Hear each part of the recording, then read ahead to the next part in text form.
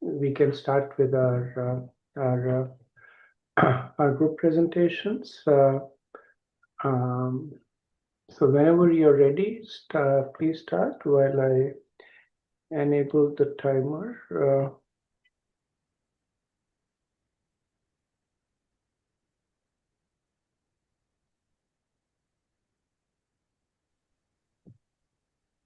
Krishna, can I start Okay. Puja? Hare Krishna. Today we'll be discussing the very first topic of our discussion is the three different forms of karma. As you can see in the screen, there are three devotees and they're discussing among themselves what are the three different forms of karma. And the conversation between them shows how Krishna gradually elevates Krishna. And the conversation between them shows how Krishna gradually elevates Arjuna from the confusion and attachment towards spiritual wisdom and responsibility. This timeless teaching reveals how purified action leads to inner peace, freedom from karma, and ultimately devotion to Krishna. So, this is our very first panel. Hare Krishna. Hare Krishna Prabhuji, Dandavat Pranam, All glories to Srila Prabhupada Gurudev. I am confused. Why does Krishna first talk about karma and then seem to criticize it?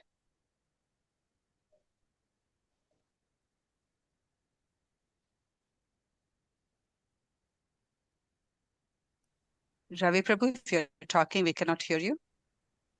Sorry. Krishna isn't criticizing all karma, he is distinguishing between different kinds of action. Exactly. There are three broad categories: vikarma, which is the forbidden or sinful actions that violate the scriptural principles. And then we have the sakam karma, performing one's duty with the desire for personal rewards. And then we have the nishkam karma, performing one's duty without selfish attachment to the results. So, where does Arjuna fit into this? At the beginning of the Bhagavad Gita, Arjuna wanted to avoid his duty as a warrior because he was overwhelmed by emotion. Krishna first teaches him that abandoning duty is not the solution, nor should he act whimsically or against divine instruction. What is Vikarma? Vikarma means actions performed against scriptural guidance and Krishna's laws. So these actions are usually motivated by selfish desires, greed, anger, or uncontrolled senses. Such activities create harmful reaction and bind the soul more tightly to material suffering. Then why does Krishna spend time discussing action that brings material rewards? Because most people begin spiritual life seeking something wealth, success, health, or even heavenly pleasures. Krishna acknowledges that stage but gradually guides us to a higher understanding. And what is that higher understanding? Nishkama karma, doing one's duty as an offering to God without attachment to the results. That's why Krishna tells Arjuna, perform your prescribed duty, but do not be attached to the fruits of action. He is teaching progressively. First, he raises Arjuna above irresponsibility and sinful action. Then, he elevates him from reward seeking action to selfless action. What does that particularly mean? It means we work sincerely, but we don't think I am the enjoyer. And we do not think I am the ultimate controller or doer. Why this better than acting for rewards? Because material rewards are limited and temporary. Krishna compares it to a small well versus a vast reservoir. When one gains a spiritual realization, lesser goals lose their attraction. So the goal is not to stop acting, but to purify our motives. Exactly. When actions are performed selflessly and in devotion to Krishna, they no longer bind us to karma. Now I understand Krishna is not rejecting action, he is teaching us how to act properly. Yes, vikarma creates suffering and bondage. Yes, and Sakam karma brings temporary rewards, but still binds one to material reactions.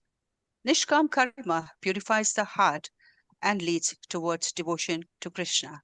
Hare Krishna. Hare Hare Krishna. Krishna. Thank you. Hare Krishna, thank you. Very nice, insightful summary. Also sets the stage very nicely for the third chapter. So a lot of it I will be actually repeating in my summation of the third chapter. So thank you for covering it so nicely. Good job. Hare Krishna. Okay, let's move on to the next group now. Yeah, Hare Krishna. This is Hare a Krishna. presentation. Yeah, this is a presentation from our group, Narayana Group. The skit is on Nishkama Karma, selfless action without attachment to results, featuring two contrasting personalities. So we have two characters here. Arjun, a pragmatic, result-driven go-getter, which is played by Balasubramaniam Prabhuji, and Meera, a calm, spiritually grounded person, played by myself, Anuradha. So setting here is we have chosen a setting which will resonate with our day-to-day workplace environment. Both have just finished a presentation on a big project and a meeting in a break room. Come on, come on. The result should be out. I need to know if I got the promotion. I worked so hard for this, Mira. I deserve it. The presentation went well. That's enough for me. That's enough? Are you serious? I stayed up 3 nights. If I don't get the promotion, all of it was a waste. Was it? You learned, you contributed, the team grew. Was that nothing? That's just consolation talk. Results are what matter. No result, no point. It's simple math. Well, Arjun, Bhagavad Gita verse 2.47 says, Karmanya vadikarasya ma phaleshu kadachana. You have the right to act, not to the fruits of action. With all due respect to the Gita, my landlord does not accept karma as rent. He wants money, results, incomes as outcomes. Fair point. But tell me, when you were presenting today, were you focused on the work or imagining to be sitting in your boss's chair? Both, honestly. That split focus, that anxiety about outcome, did it help you or distract you? I did fumble on slide 7 because I was thinking about the salary hike. Exactly. Attachment to the results corrupts the very action and that produces them. Nishkama karma isn't about being indifferent. It's about being fully present in what you do. So you're saying work hard but don't care? That sounds like a recipe for mediocrity. Why would anyone push themselves if the result doesn't matter? The results matters. Your obsession with it doesn't. A surgeon must perform perfectly. If she is thinking about applause while has a scalpel, the patient suffers. Okay, but what about motivation? I need the carrot dangling in front of me. That then will you stop when the carrot disappears? When your only fuel is reward. Your drive vanishes the moment the reward feels uncertain. But when your motivation is the quality of act itself, nothing can stop you. That's far more powerful engine. So it's like playing a sport because you love the game, not just the trophy. Now you're getting it. The trophy may or may not come, but the love for the game, that stays. And that makes you better. I just got a message. I didn't get the promotion. I gave everything to that presentation, every slide, every word, every late night. And did any of that change just now when the results came? No, it didn't. The work was still real. It still happened. That's all Nishkama Karma says you to see. The action was yours, the outcome never was. You know what's strange? Right now, I'm disappointed. But I'm not empty. Last time, I didn't get what I wanted. I felt completely hollow, like nothing mattered. But today, I actually feel like I did something meaningful. Because this time you weren't chasing the result. You were fully there in the preparation, in the room, in your work. And that can't be taken away. The promotion can go to someone else, but the effort, the growth, the integrity, that's mine to keep. Now you understand. I think I have been living life backwards, always measuring the worth of my actions by what I got in return. But that means I have been giving away the power of my own peace to every promotion, every outcome, every result. And now, Now I do the work the best I possibly can, and I release the rest, not because I don't care about the outcomes, but because I refuse to let them define me.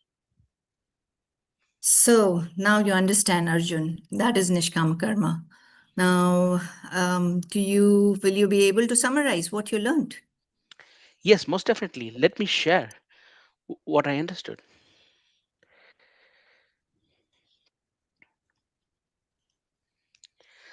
I understood the three pillars of Nishkama Karma, which are freedom from attachment, benefit being freedom from bondage. Do not have the doer mentality, benefit being the immunity from sin. Equanimity, benefit being the mental peace. And above all, the fourth pillar, the very important pillar, the Krishna consciousness, surrendering into Krishna. Hari Hare Bol. Krishna. Thank you. Very good. Very nice. I think the two of you should start a counseling service. I really like the way that that both of you did not jump to a conclusion, did not force it, but you reasoned it out in a very gentle way. I also like the way in which you interleave spirituality with a you. contemplative situation, which makes things very, very real. I like Arjun's Prabhu's reflection on his situation contextualized with the philosophy. So very well done. Thank you so much. Thank you, Hare Hare Krishna. Krishna. Thank you, Prabhu.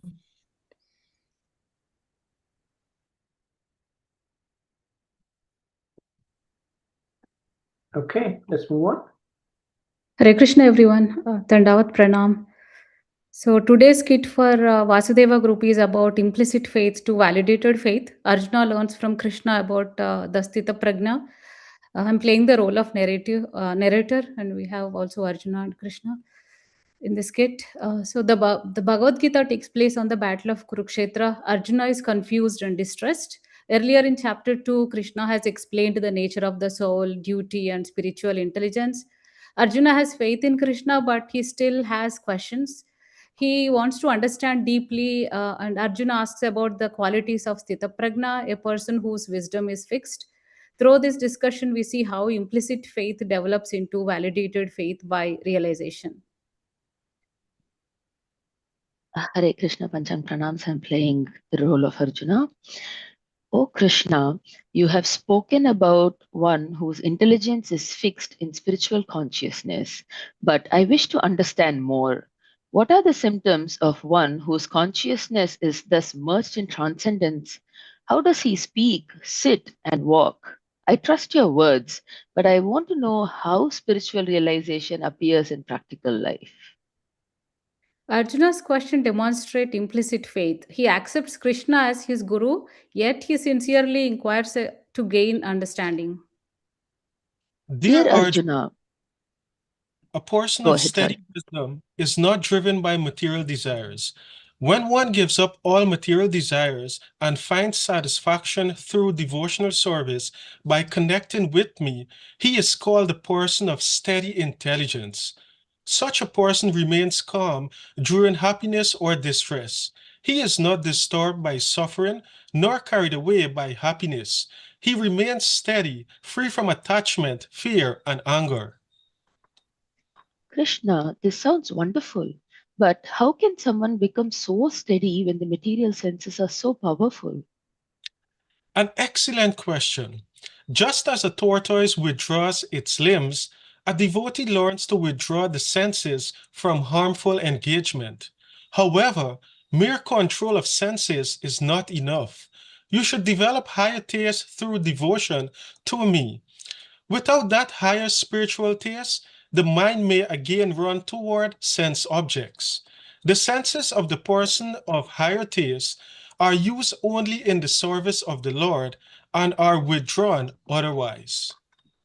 Here, Krishna teaches an important principle. Implicit faith begins the journey. A devotee follows Krishna's instructions because he has faith in Krishna, but through practice, hearing, chanting, sadhusanga, and devotional service, he experiences a higher taste. Faith is no longer theoretical, it becomes validated through realization. So realization comes through practice, not simply by accepting ideas. Exactly. When one contemplates sense objects, attachment to sense objects develops. Attachment leads to lust, lust to anger, and ultimately to delusion and loss of intelligence. But one who regulates the senses and remains connected to me attains peace. This is similar to trusting doctor's prescription. At first, a patient follows the doctor's advice because of faith. Later, when health improves, that faith becomes validated by direct experience. Similarly, spiritual practices transform the heart and confirm Krishna's teachings. When one attains peace through spiritual consciousness, all miseries diminish and intelligence becomes steady. Without connection to me, there can be neither steady intelligence nor lasting peace. Now I understand. Faith is not meant to remain just a belief. It grows into realization. But what is the final condition of such a realized person? Just as rivers enter the ocean without disturbing it, all desires may approach a self-realized person, yet he remains peaceful. He is free from possessiveness and false ego. Such a person attains true peace and ultimately reaches the spiritual kingdom. Arjuna began with implicit faith, trusting Krishna and seeking guidance. Krishna then explained the qualities and practices of Sthita Prajna. Through devotional practice, faith matures into validated faith, direct realization of spiritual truth. Faith begins with trust, grows through sincere practice, and culminates in realization. That journey from implicit faith to validated faith is the path of Bhagavad Gita. Hari Hare Bol. Krishna. Hare Krishna. Hari Bol, right on time. And one of the key hidden points of the Bhagavad Gita that's been surfaced very nicely, which is this interplay between implicit and validated faith. And the second chapter is a good, essentially the Bhagavad Gita develops this over the 18 chapters, but the second chapter is a good place to see it because it's all been compressed in a few verses over there. So nicely put. I like the fact how Krishna was speaking essentially from the Bhagavad Gita, and how the points were made and developed logically. Thank you. Very well done. Okay, so we now move on to the fourth group. Today, the Sankarshana group is presenting on the qualities of Sthita Prajna. The common thread between all the qualities of a person in Sthita Prajna is freedom from material attachment and complete absorption in Krishna consciousness. In Bhagavad Gita, verse 2.54, Arjuna's first question to Krishna about a person of steady intelligence is, what are such persons' symptoms? Through this question, Arjuna seeks to understand the nature and characteristic of a liberated soul. Krishna explains that a Sthita Prajna is one who has given up all material desires arising from mental concoctions for personal sense gratification. Such a person is described to be fully satisfied or tushta through spiritual realization and devotion to Krishna. He no longer depends on external objects for happiness and remains steady and peaceful.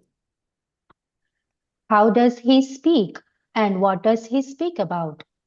Which means, how does that person react to the threefold miseries? One who accepts his own karmic suffering and remains steady beyond attachment, fear, and anger. He is Sthita Dhir Munir, a sage of steady mind.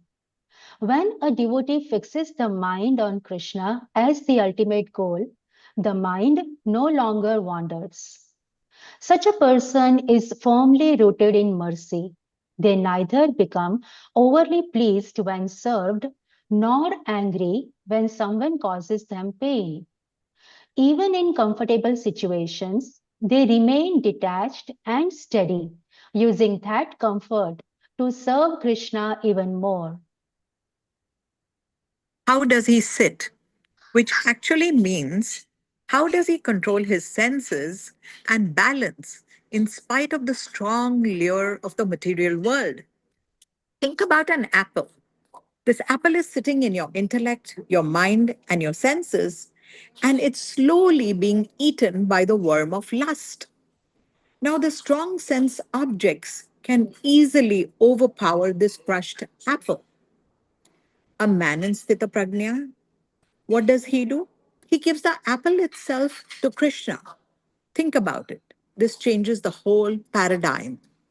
So, a person in Sthita Prajna attaches to a higher taste of Krishna consciousness, and then he gets automatically detached from the material world.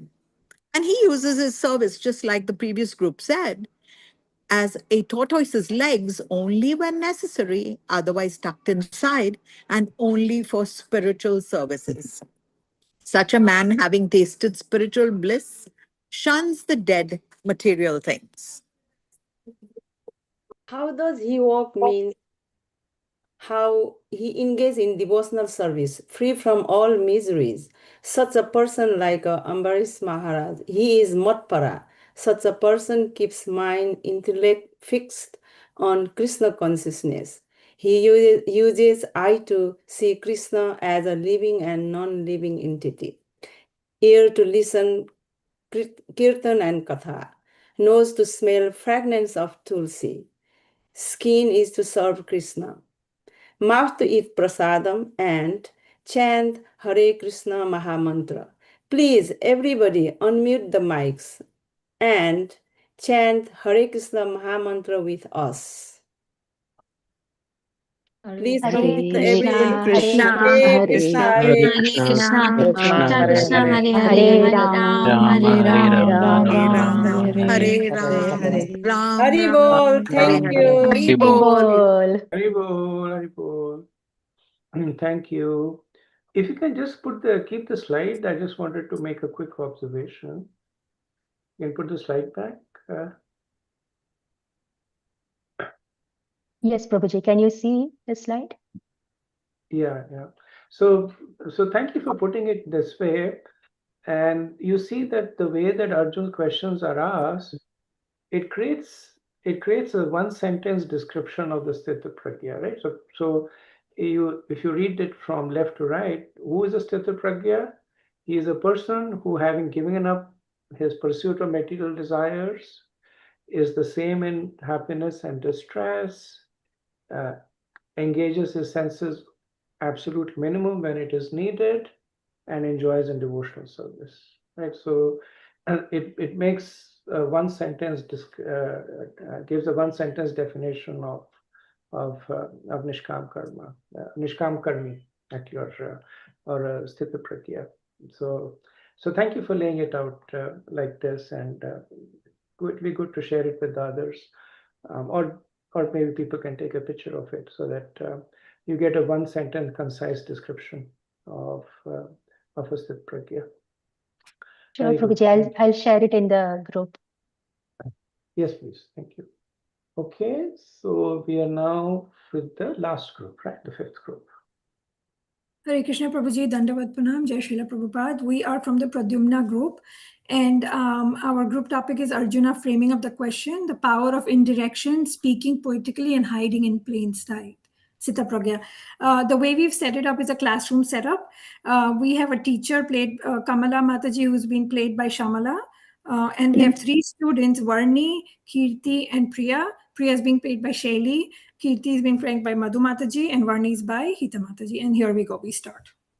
Okay, students, now we have finished reading Bhagavad Gita chapter 2. Do you guys have any questions or need any clarification? Yes, Mataji. I have a question about text 54.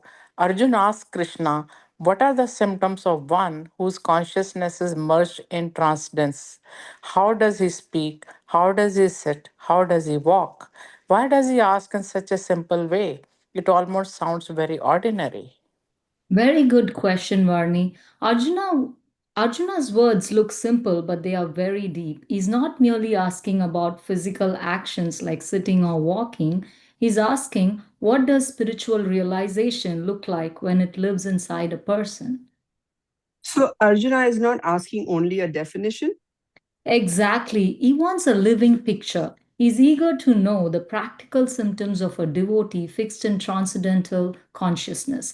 He's inquiring about the external behavior of one who's completely absorbed in Krishna consciousness. Mataji, is this what we mean by hiding in plain sight? Yes, the question hides its depth in ordinary words. Speaking, sitting, and walking are everyday actions, but Arjuna uses them to ask about the higher state of consciousness. So, but why does Arjun ask indirectly? Why does he not say, Krishna, how can I become sthit pragya or steady? That is the power of indirection. Arjuna is still emotionally shaken. Sometimes, when the heart is too vulnerable, it asks indirectly. Arjuna asks about the steady person, but hidden inside that question is his own longing. Can I become like that? So when Arjuna says, how does he speak? He may actually be asking, how should I speak when I become spiritually steady? Yes, the he quietly contains the I. Arjuna's question about another person is really a prayer for his own transformation. That feels very human. Sometimes we ask about someone else while when we are really asking that about ourselves. True. That makes Arjuna's question beautiful. He does not ask, how can I escape difficulty? He asks, what are the qualities of one fixed in transcendence? That shows spiritual intelligence. Oh, Mataji, why does he ask about speaking first? Srila Prabhupada explains that a person's consciousness is revealed through speech. What we speak shows what fills our heart. A Krishna conscious person naturally speaks about Krishna and subjects connected to him. Speech becomes a mirror of consciousness. And sitting and walking also have meaning? Yes, sitting suggests the steadiness and inner control, walking suggests action, how one moves through the world. So Arjuna is asking, how does transcendence appear in words, stillness, and action? That seems very poetic.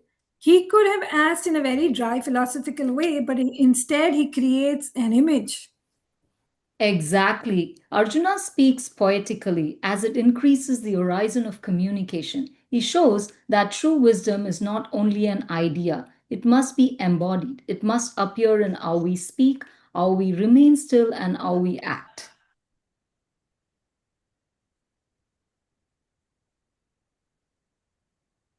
Priya. So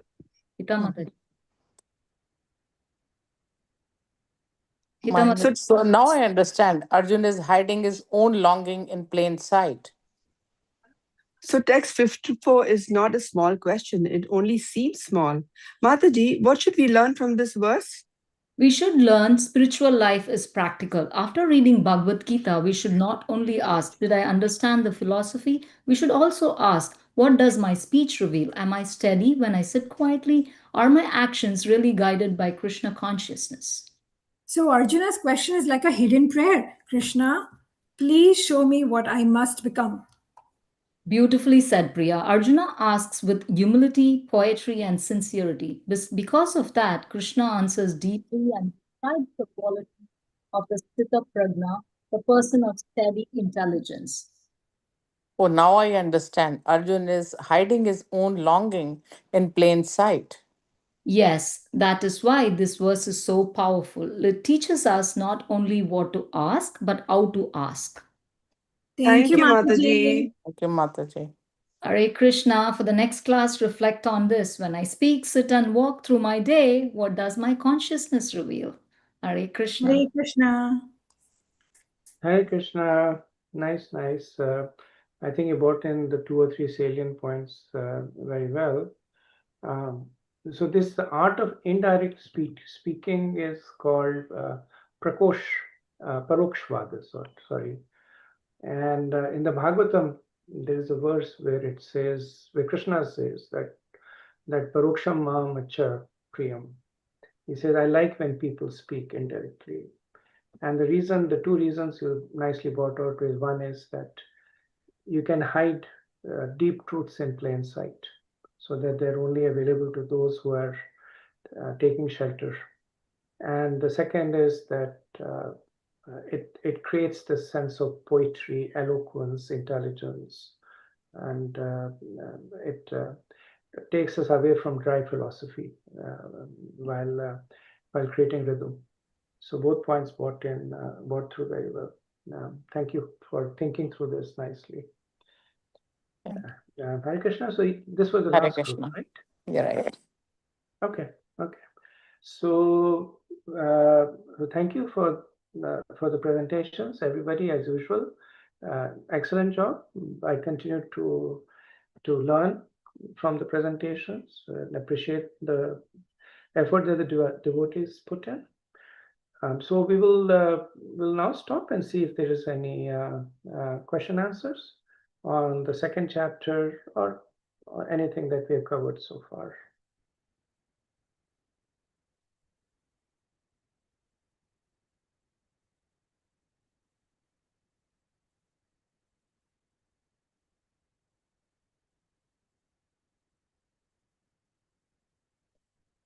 Okay, Nikita Mataji, please go ahead. Hare Krishna Prabhuji, Dandavat Pranam. So I have a question regarding the terminologies. In the beginning of Purport, Prabhupada mentions Buddhi Yoga as Krishna consciousness. At the end of the same purport, he mentions Karma Yoga to be work in Krishna consciousness. So if it is in Krishna consciousness, wouldn't it be Bhakti Yoga? I'm confused between the terminologies that are used interchangeably here. Okay, good. So firstly, thank you for studying it scrutinizingly enough to get confused on this. So Buddhi Yoga is not really a yoga per se, right? So we have Karma Yoga, Gyan Yoga, Stang Yoga, Bhakti Yoga. There's no mention of Buddhi Yoga. Krishna uses Buddhi Yoga, Srila Prabhupada follows Krishna's footstep as a placeholder for one who is executing the respective yoga with intelligence. So Buddhi is sign of intelligence, right? So it's used as a placeholder that Buddhi Yoga is pointing to somebody that is executing that respective yoga with intelligence.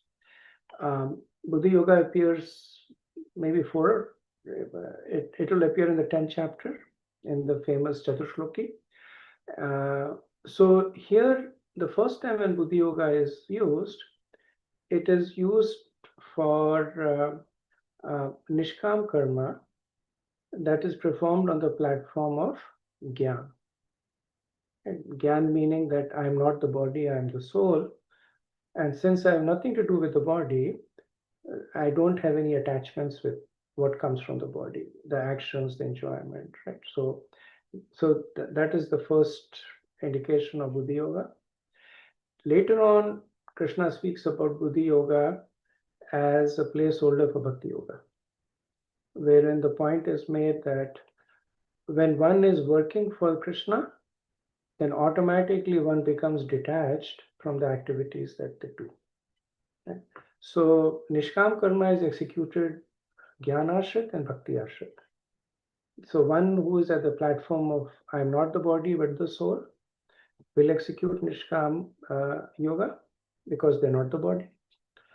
Or one who is at the platform of I am Krishna's devotee will execute Nishkam Karma because ultimately the servant does not own any effort or results. It goes to the master.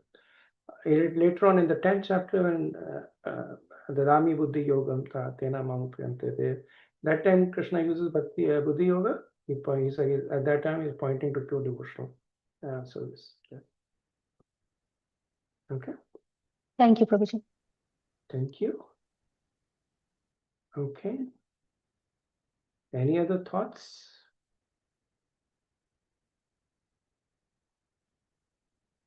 These are the 4 yogas you said, Prabhuji. Bhakti Yoga, Gyan Yoga, Karma Yoga, and which was the 4th one? So if you take it from the bottom up, there is Karma Yoga, there is Gyan Yoga, there is Ashtanga Yoga, and then there is Bhakti Yoga. Sun, I didn't get. What is it? Sankhya Yoga. How do you spell that? The third one I didn't get.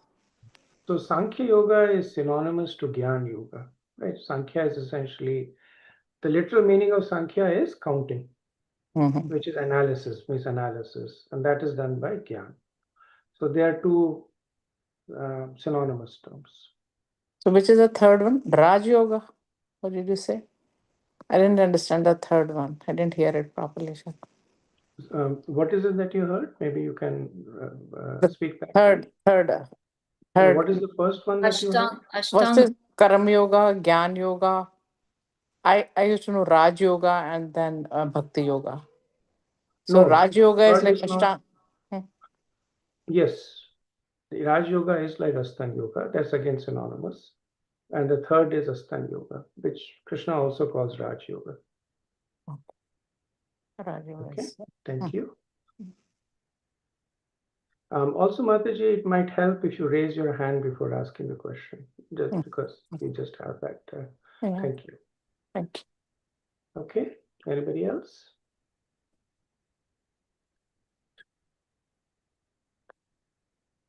Okay, very good. So I think the group presentations are doing a great job, because the second chapter is one of the most complicated chapters, and I see that all of you are very satisfied with the understanding. So, I think the points being brought forth by the groups are helping establish the fundamentals. The second chapter is the foundation building chapter. So, third chapter compared to the second chapter is one of the simplest chapters, and I probably will not need a lot of time to go through it. If you give me just a few minutes, I'm going to share my presentation.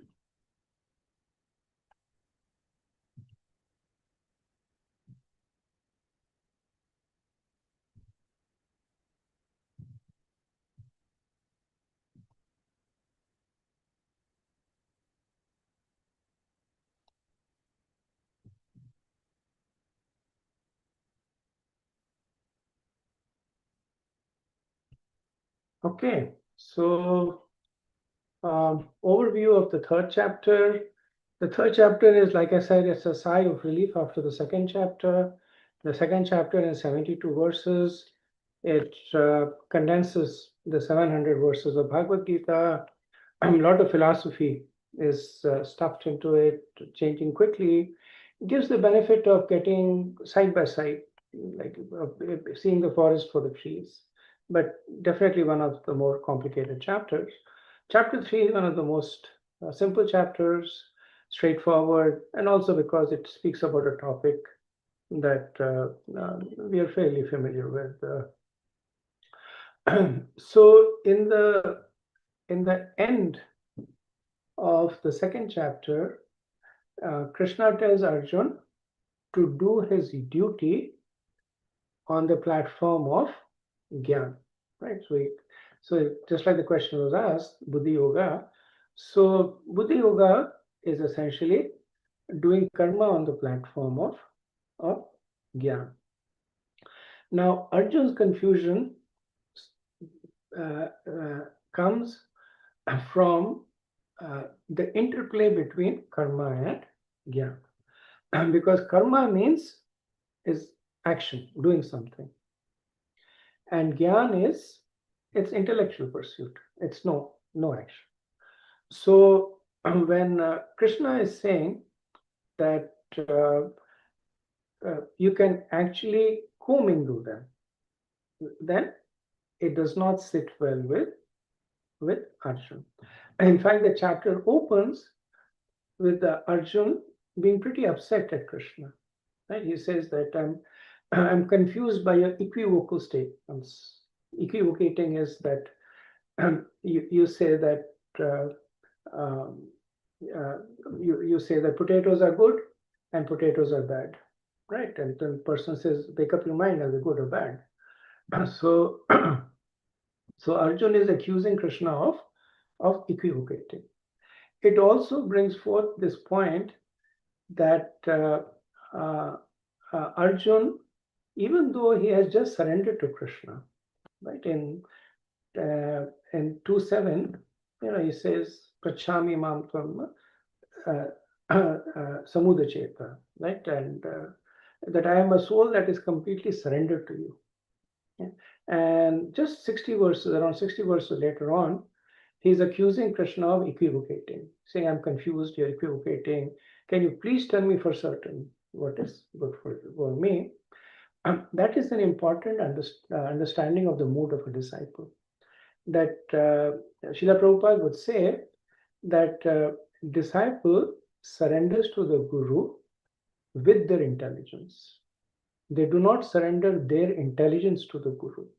So they do not follow the Guru blindly, but they follow the Guru to get an understanding of what needs to be done.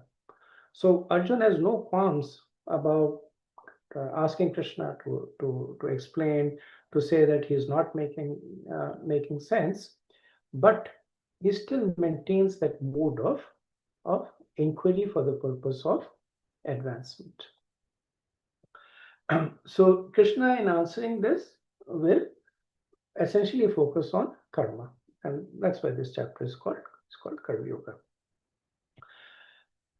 So flow in the chapter, it begins with Krishna being confused between karma and jnana.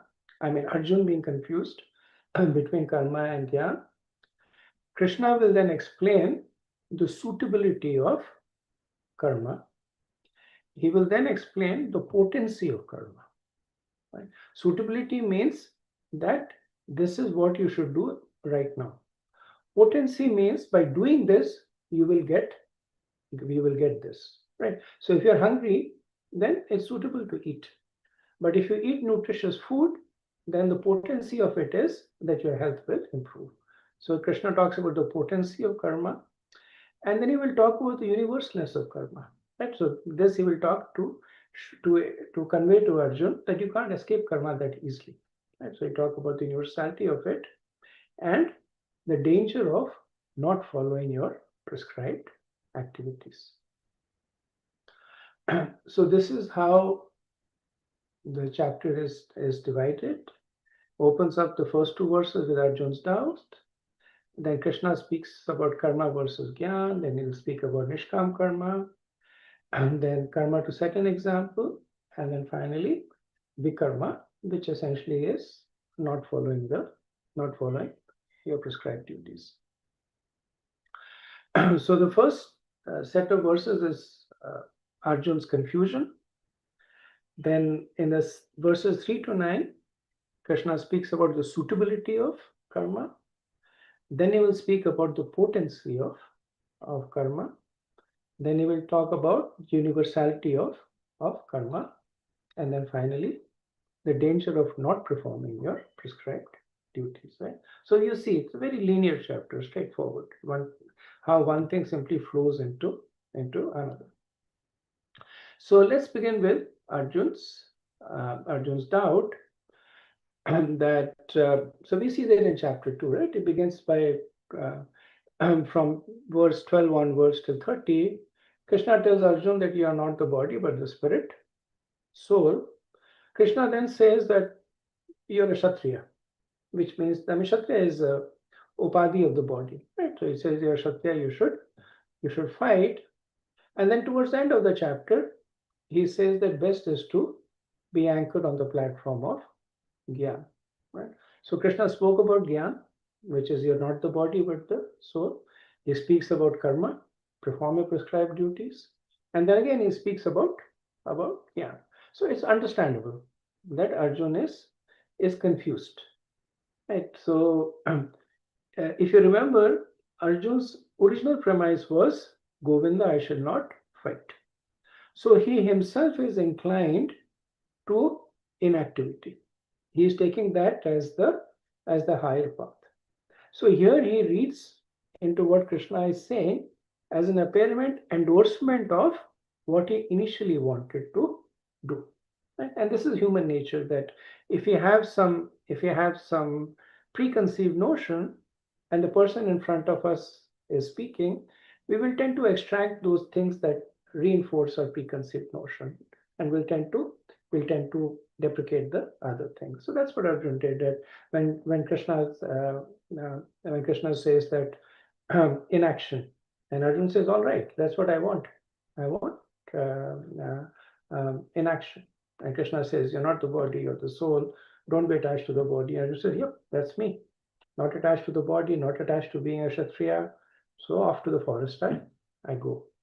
But the important thing is that as a surrendered disciple, when he is confused, he does not take the benefit of the doubt.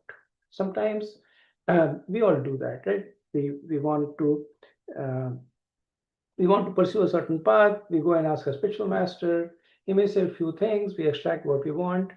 Then in our heart we know that we are not clear about it, but we'll take the benefit of the doubt to our advantage. But Arjuna does not do that. He has doubts. He places it before his guru, Krishna. Right? So first, Krishna talks about suitability. So here is the crux of the confusion in Arjuna's mind. So what Arjuna is thinking, that karma and jnana, they're alternate paths to the same goal. What Krishna is going to explain to them is that they are not alternate paths, they are rungs on the ladder to the same goal. Right? So this is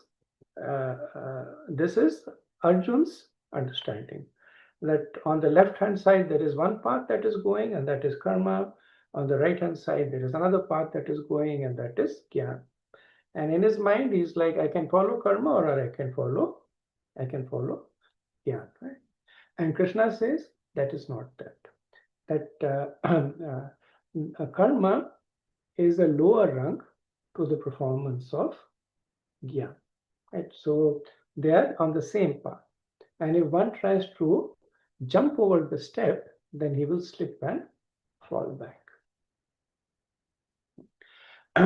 So Arjuna's conception is that karma is battle, fighting with his guru, and jnana is essentially sitting under a tree and listening to the guru. And what Krishna is saying, that karma will lead to jnana based on one very important thing for us as practicing devotees, which is adhikar. So adhikar is what is our level of advancement. Have we executed karma sufficiently to become detached from it? Then our adhikar to jnana appears. If we are still at the stage where our senses are longing for engagement, then our adhikar is to performing our prescribed duties. Right? It's not to jnana. The same concept of adhikar also applies in devotional service. So sometimes we get into this mood of comparison, that this particular devotee is doing so many service, this particular devotee is a favorite of the spiritual master, and this person goes to Mangalarti every day, this person remembers so many verses, and we end up in a place that's not good. Too much comparison, maybe we develop resentment or self-deprecating that will never be there. But essentially, it is just a matter of adhikar. There are some people, by virtue of the previous lives or by virtue of their own intensity, they have moved further in the Adhikar ladder. They have the right to whatever, fill in the blank, to attend Mangalarti every day, to understand the desires of the spiritual master better. That's the Adhikar.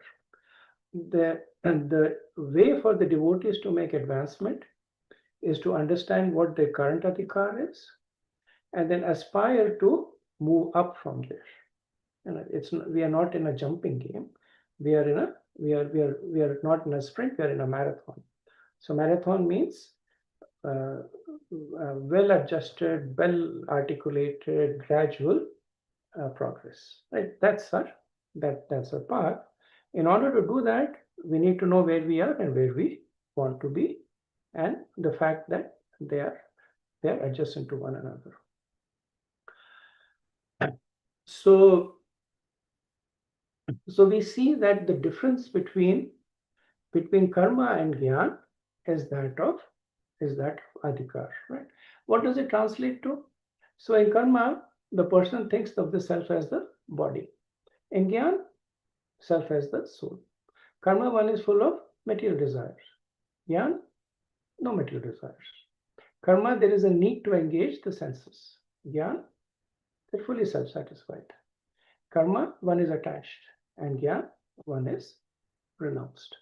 So how will one determine what my adhikar is, karma or jnana?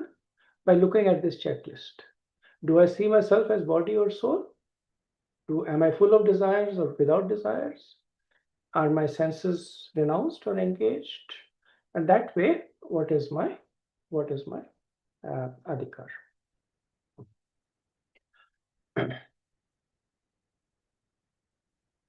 So Krishna then speaks about the dangers of premature renunciation, right? So this is violation of one's adhikar, that one may still be attached, but because of something, sometimes people, because of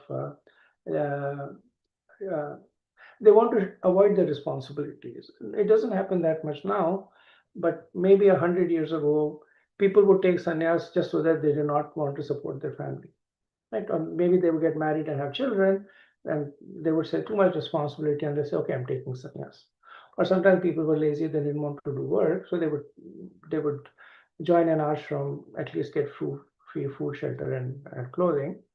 But there is the dangers of, very real dangers of premature renunciation, that while one is externally renounced, the person is internally attached. Right? So the person may be externally sitting, eyes closed, and completely apparently detached, internally thinking about family, my wife, my children, maybe thinking about food, that when can I get my next gulab jamun or ras malai, maybe thinking about women, right? Maybe thinking about wealth. And so this is, Krishna calls this as Falgu Vairagya, or false renunciation. And then he very strongly condemns the person, right? Because the person is ultimately cheating himself, right? Not others, but ultimately he's cheating himself. And the root cause is he's acting against his adhikar. Right? He hasn't got control on the senses, doesn't have control on his desires, but still taking up the renounced order. What's going to happen? Fall down. Assure it, fall down. Right? And Krishna is a little bit more critical of such people because they also mislead other people. Because by nature, people are attracted to renounced people. So if a person is externally renounced, but internally attached, then the person may attract followers by his external renunciation, and then contaminate their consciousness because of the fact that he lacks the adhikar. So having condemned premature renunciation, Krishna now glorifies karma. Right? Now, one thing important in the Bhagavad Gita is that Krishna develops everything in due course of time. Right? So you will see, and we saw that in the second chapter, Krishna will glorify something and deprecate it, glorify something and deprecate it, because he is talking contextually. Right? So suitability of karma is for people who are still attached to their senses. Now, one question you may ask is, what about bhakti? Right?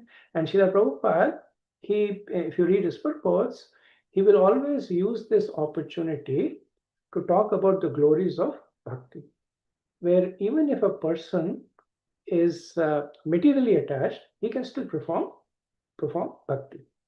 Now, the reason Srila Prabhupada does this is because that is what Krishna will ultimately say.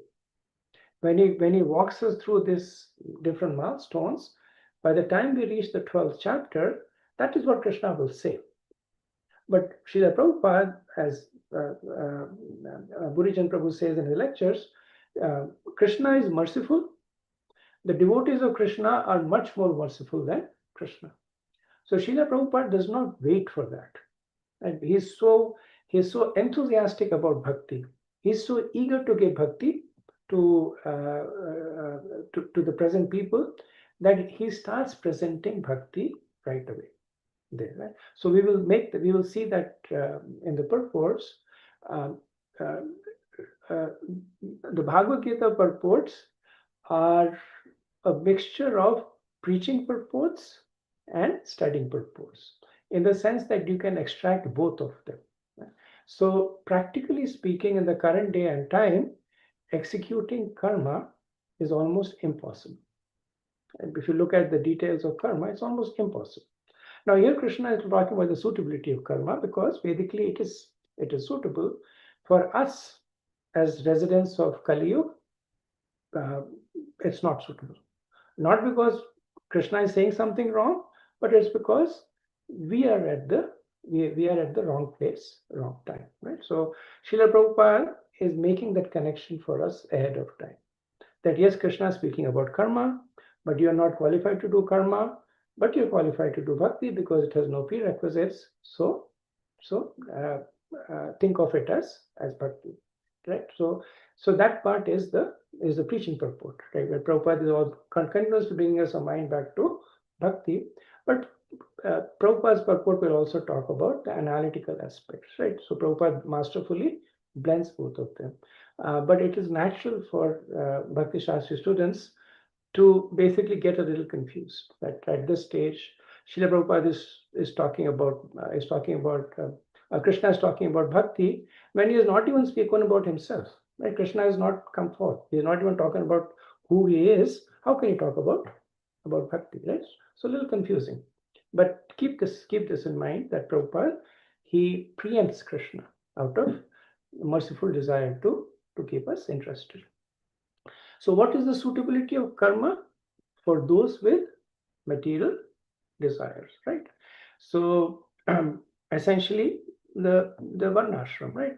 Some people are inclined to be Vaishyas, somebody to be Brahman, Shudra. So based on that, they have different material desires, and for the material desires, there are prescribed activities in the Vedas. While executing karma, they sustain the body because the person is still attached to the body, right? They want to see the body, they want to survive, right? So karma sustains the body.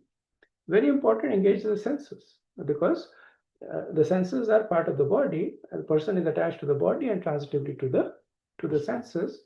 So the senses get a religious way to engage.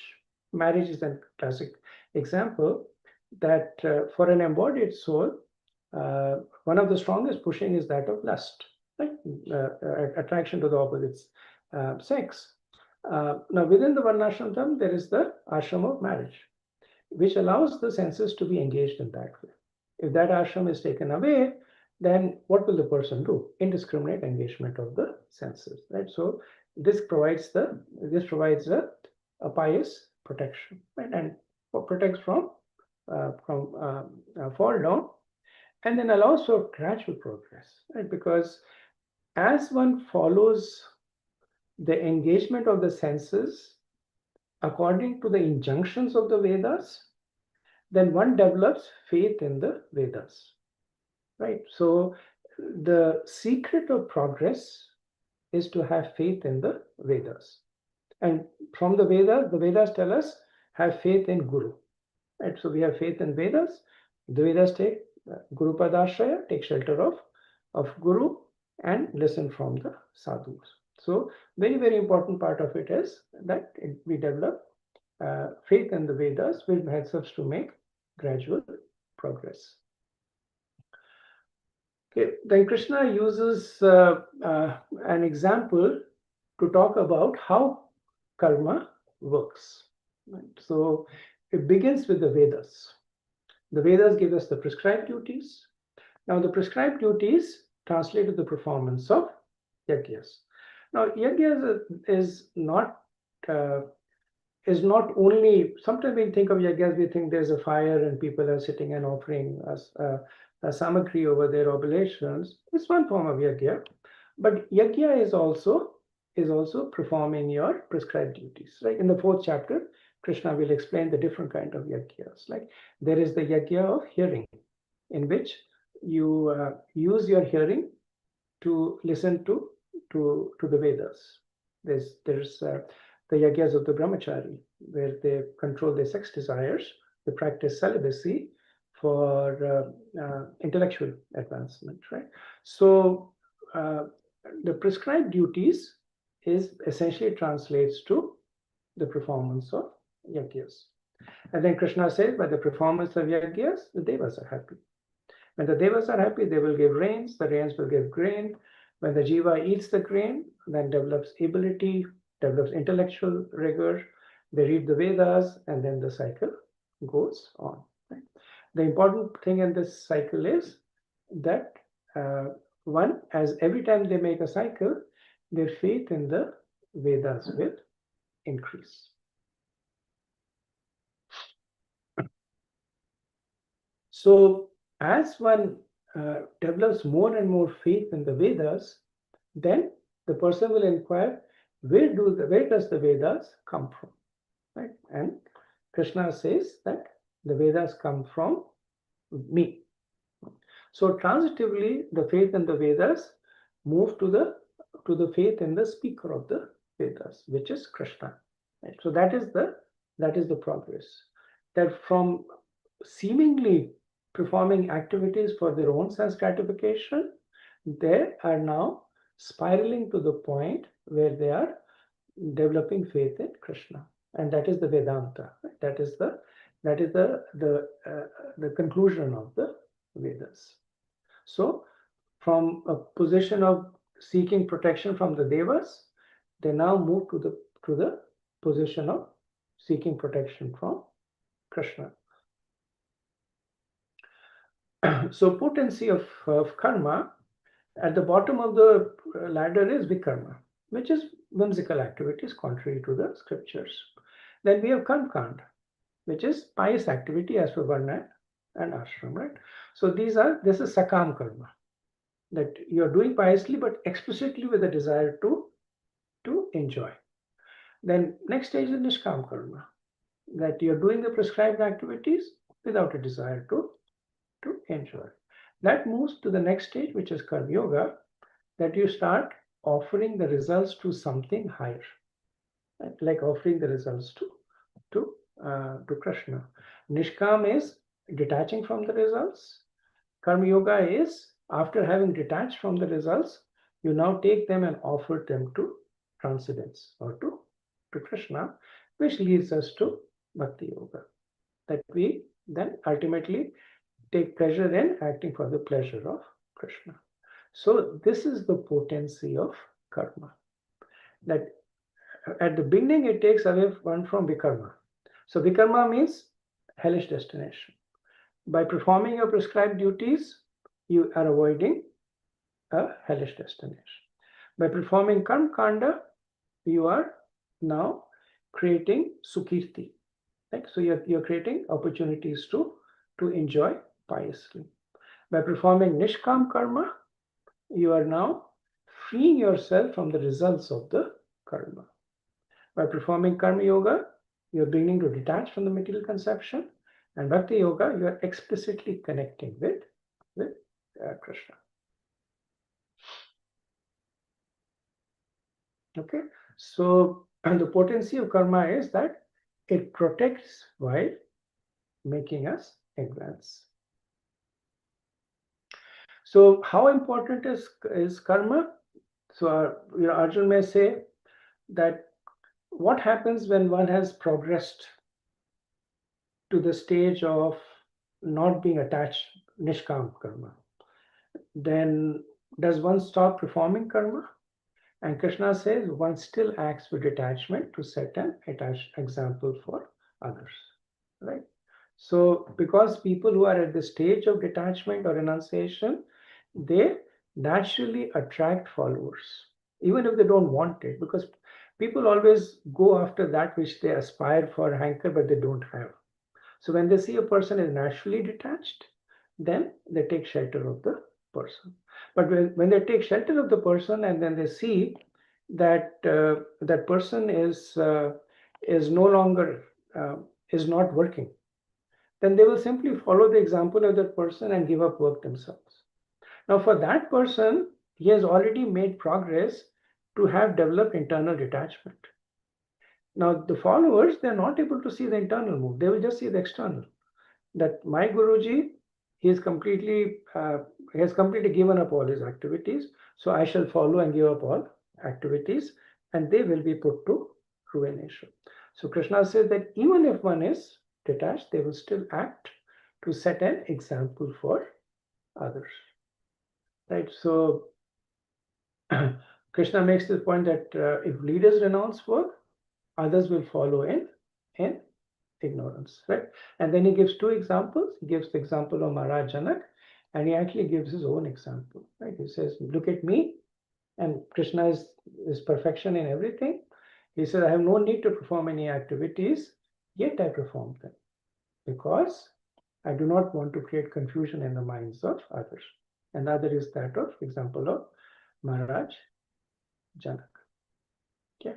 So the last section is on Vikarma, where Arjun asks, why does one knowingly perform sinful activities? And Krishna says it is lust only. Right? And he says that the lust conquers three things. It conquers the senses, it conquers the mind, and it conquers the intelligence. So how does the jiva fight back from the lust? By karma, one takes control of the senses, right? Because karma means performing your activities as per rules and regulations. So implicit in that is sense control.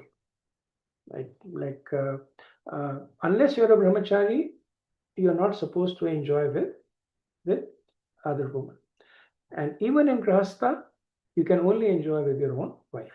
So every scope of enjoyment comes with restrictions. Yes, you can eat, but these are the restrictions. Yes, you can earn money, but you have to give it charity. Right? So everything comes with a set of restriction, which is designed to control the senses and drive out the lust from the senses. Right? Then by the performance of nishkam karma, one controls the mind. Right? Because it is the mind that is ultimately seeking the desire to enjoy the results of the activity or the doership. Right? So when one is at the state of that I am not the body, I am the soul, then the pushings of the mind, they are controlled.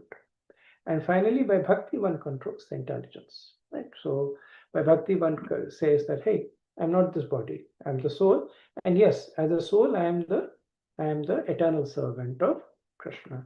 So then the intelligence is also properly situated. So summary, the karma is the performance of duties prescribed by the Vedas as per Varnashram. One with material desire needs engagement of senses, and karma is recommended. Premature renunciation will cause downfall. Karma engages the senses and purifies the desires, leading to nishkam karma. And then even those at an advanced stage of jnana still engage in karma to set an example for the others. And lust, which infects the sense, minds, and intelligence, is the cause of the karma. And by following the scriptures, one is able to fight against them. Right? So the knowledge that is there in the Vedas will help one fight it. So this brings us to the end of the third chapter. So I think I'm doing okay with time. Yeah, almost up there. So thank you very much for your kind attention. We will stop over here and look forward to seeing you next week. Next week will be a special class. There won't be, so I won't be speaking. We are inviting a Sanskrit teacher, and he will give a brief 1 hour. It's very, very brief, but sufficient to help us learn verses and to understand the basics of the Sanskrit construct. And if there is interest, we can have an offshoot kind of a thing. So next week would be our Sanskrit class. So there won't be any group presentations, and there won't be a class for me. Nevertheless, you can prepare for the week after that. Okay, thank you. वाञ्छकल्पतरुभ्यश्च कृपा सिन्धुभ्य एव च पतितनाम पावनेभ्यो वैष्णवेभ्यो नमो नमः। अनंत कोटि वैष्णववृंद की जय, श्रील प्रभुपाद की जय, निताय गौर प्रेमानंद। हरि हरे Krishna. Hare Krishna. Hare Krishna, Prabhuji. Hare Krishna. Panchang pranam, Hare Krishna. Hare Krishna. Hare Krishna. Thank you. Hare Krishna.